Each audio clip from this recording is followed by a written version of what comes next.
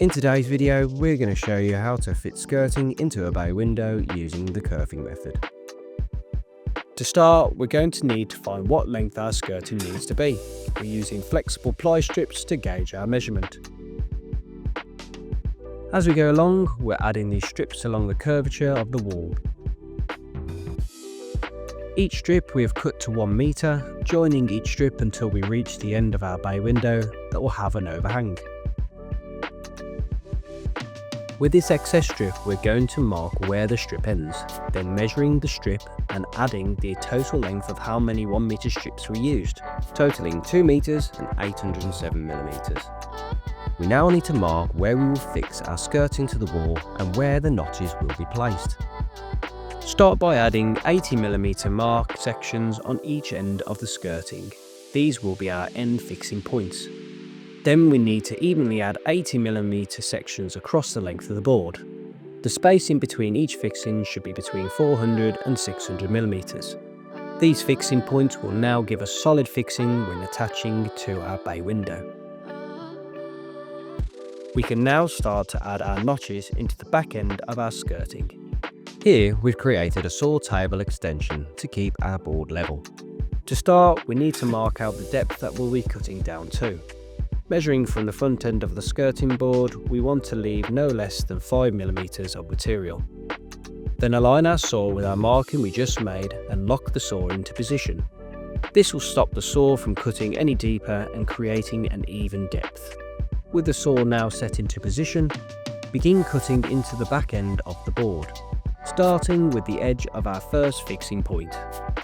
As we make each cut, we are cutting evenly between each notch.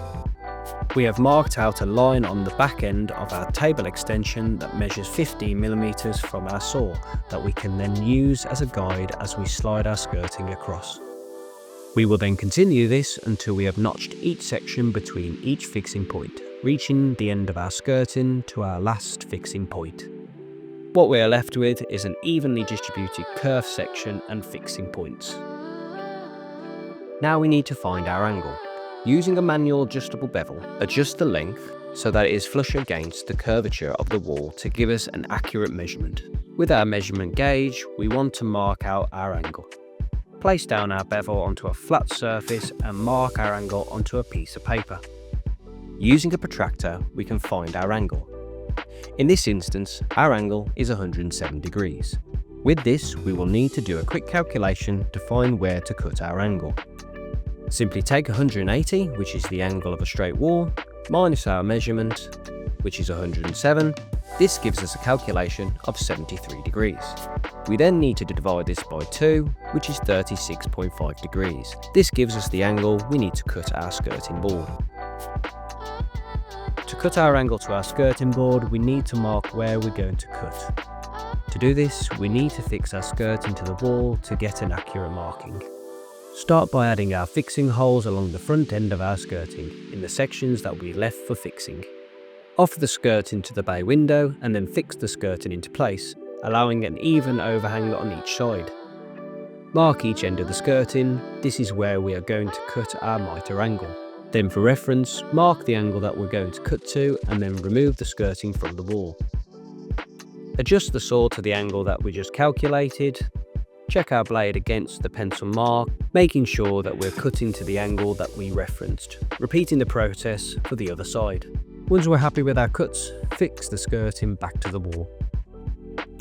To join an external skirting, cut our skirting board to the opposite angle.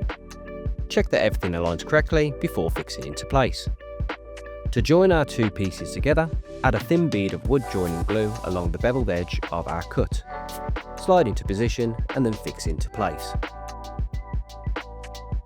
Now we need to fill in all the gaps and fixing holes using a filler. We're using a dry compound mix for this demonstration, but pre-mix fillers can also be used depending on preference. Apply the filler to the areas that require filling using a flexible filling knife. For areas that are more intricate, use your finger to run along the profile of the skirting. For the top edge, mask the top of the skirting and fill the remaining gaps. Using a damp cloth, wipe away any excess and leave to set for about 30 minutes or until hardened. Once cured, use a P80 sandpaper, removing any excess filler. Taking our time sanding to ensure that the filling is sanded to match the profile of the skirting board. Now we need to remove the gap between the skirting and the wall using caulking. Using a skeleton gun, gently extrude the caulking to the edge of the skirting, ensuring that a consistent bead is applied. Then remove any excess by either running our finger or using a cloth across the edge. Allow to dry for 2 to 24 hours depending on temperature conditions. When the caulking has dried, we're ready to decorate our skirting and the surrounding areas to suit our personal preference.